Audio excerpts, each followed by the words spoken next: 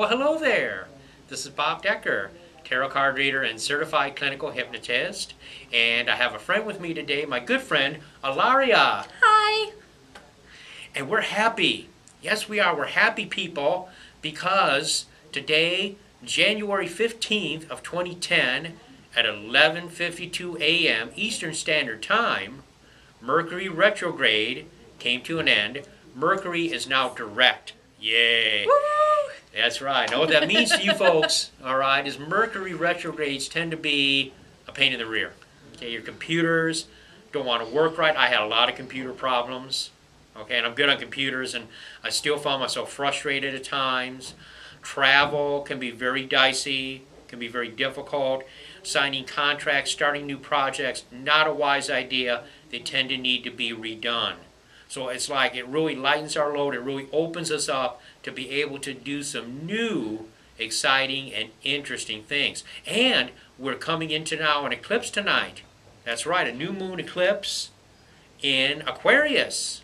Yay! So that's going to also open up a lot of electric energy. There's going to be like all kinds of new possibilities arising for us. And we can just take advantage of that by being open to them. And I'm going to talk about this a little bit more. Let's go ahead and get into the tarot cards. Now, this card here is the last card of last week's reading, and that is the Page of Cups. Now, the Page of Cups, or Princess of Cups, depending on which deck you use, represents the opening of our heart chakra, being very open with our feelings, being very expressive. There's a fish in the cup. That's a symbol of this rising of psychic power. And traditionally, this was also a birthing card. So we may have found that our feelings were stirring. We may have found that deeper parts of us were starting to come into play. That's also part of a retrograde. In a retrograde, you go deeper within. You find stuff stirring from deeper within you, depending on what sign the retrograde is in, exactly what area it affects. But with the retrograde being like in Capricorn, it would tend to be like authority issues, legal issues, and things from the past that dealt with those sort of issues. Those are the kind of things that would stir up inside of us, and it would stir up our emotions overall. So right now we're coming into a period of where we're going to be very strong. This is really nice. Yeah, let's here see it too. Oh, yay, Six of Wands. Six of Wands is attributed to Jupiter in Leo. Jupiter, planet of expansion, good luck, speculation, openness, benevolence, in the fiery, powerful, sun-ruled sign of Leo. It spells success, it spells empowerment, and the sixes are balance.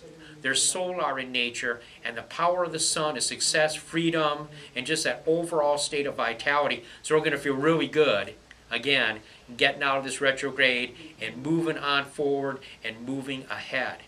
But here's what we got to be careful now. Got a warning here. Seven of Pentacles, or Seven of Discs, again, depending on your deck. Now, this card is attributed to Saturn in Taurus. Not a particularly happy energy. Very restrictive. Taurus is really ruled by Venus. And Venus is planet of creativity and abundance, and it perfectly expresses itself in the fixed earth sign of Taurus. Saturn too relates well to Earth, but it's very grounding and very restrictive. And what this means is we may have planted our fruit. We may have grown our fruit. We may have manifested our goals. But do we let ourselves have it? Doesn't look like it here. He's looking at his fruit. He could pick it. It's his. He isn't picking nothing. He's standing there looking at it. That doesn't get us any place. It's not the time to get all that vibrant, good energy going and then just plop it.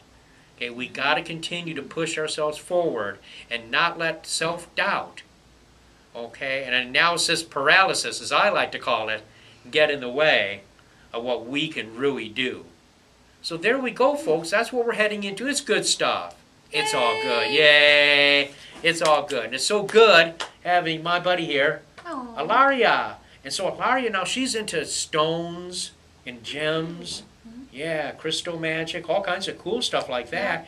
And I know you had some things you wanted to say about the reading in the light of the stones. Well, actually, with the reading, it made so much sense. And I'm sitting here, I kept having one aha after another aha as you were, letting me know what's coming into play here pretty soon. Because to me, kind of the holiday season is almost like the cream of the crop for me. And usually you have that little bit of letdown afterwards, and retrograde certainly didn't help. Because for me, it was communication that was like in a blender. But coming into Valentine's Day, which, is kind of like the season of love, more so than just what Hallmark says. But it makes so much sense because I just feel I'm so anxious for spring to be here. And I've found myself wearing tons of rose quartz. So a lot of like nice fluffy love, a lot of rhodochrosite. So you have that kind of like calm, steady, love. It's kind of like that spring color with the, like the raspberry kind of coloring to it. And then the garnet, to me, is kind of more of like a practical love, but it's also kind of like a grounding for business sense with me anyways. Between that and the amethyst, between those 4 stones, I've been like saturated in them lately. So the reading totally makes sense because here we're coming into all this abundance and love and feeling and kind of like practical prosperity. So hopefully, other people are being drawn to that and being led towards the way. And, just kind of realize too, what I get out of rose quartz and, some of the other crystals may be a little bit different for you, especially too, depending on your astrology chart. Depending on how your planets are lined up or just where you are in your path, you're going to feel those stones at a totally different level than, say, what I would or Bob would. It may be very similar, but you may get just that little bit twitch different. So, if you're drawn to something, don't second guess it. You're drawn to it for a reason at that moment. Yeah. So, it's there, and it'll keep kind of cycling back in through your life for, different reasons. So. Yeah, well, that's the main thing with working with stones anyways, is following your intuition. Yeah.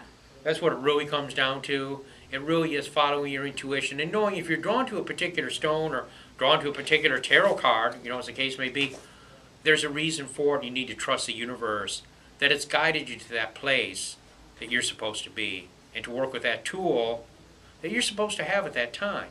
So she's real knowledgeable on these tools. She creates these tools. She makes beautiful jewelry like you have around your neck right now. Yep, I have that one. I have a amethyst bracelet, actually, that I kind of decided to pop up yesterday. So go ahead and put your arm forward. Hold it up to the camera. Okay? It's a little twisted, but it's what I call the 3 chain. So this one's an amethyst. I've done it in the rhodochrosite, which to me, like I said, it's that pink, and I'm not typically a pink girl, but it's, to me, it's kind of that spring, like I'm ready to like start growing especially after 2009. I think a lot of people found out they were coming into their power, and what a great way to start off 2010. That's right. Oh, I got chills.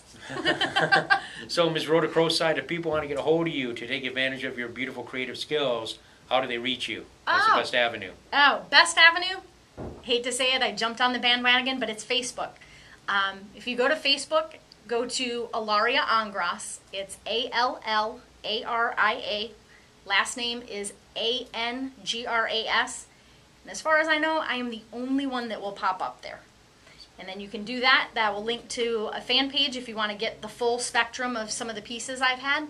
And I try and keep postings up, where I'm going to be at, what stores you can find my stuff at. Or if you just want to call me, get a hold of me and get your own personalized item done for either you or your loved one or based on your astrology chart, I'd be more than happy. Wonderful, wonderful. Well, friends, we really appreciate you tuning in today. We always do. Love you. And thank you for your support. And until we meet again, many, many blessings. Bye.